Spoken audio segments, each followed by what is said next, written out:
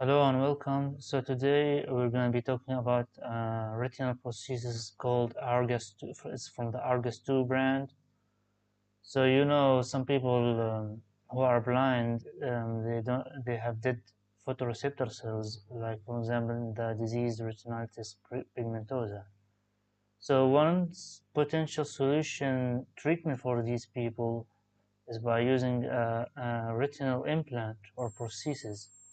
So this implant is gonna get implanted in the retina inside the eyeball, and it's gonna receive some signals from an outside video camera, and then this process is gonna convert it to an electrical energy is gonna go to the brain, and the patient is gonna see some um, visual signals, like for example what's called a phosphene.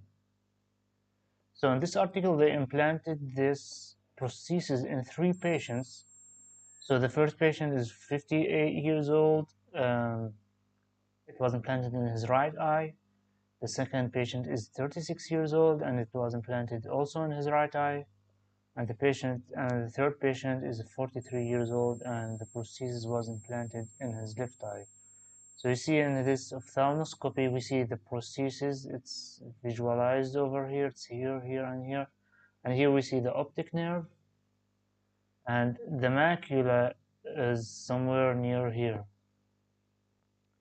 So the Argus 2 implant is basically a chip of 64 electrodes. You see the small squares here. It's parallel to this image, and at one end of the implant is a region called the tack. You see these circular regions over here.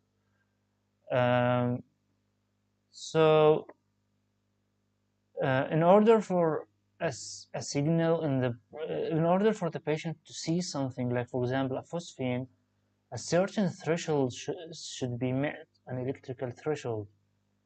So the lower the threshold, the better. It means that the patient needs a little energy or little electricity to get a response. So we don't have to risk receiving higher electricity, which can be dangerous. So in these diagrams, in these patients, the blue color resembles the blue color resembles the low threshold, and the yellow and orange color represent the high threshold.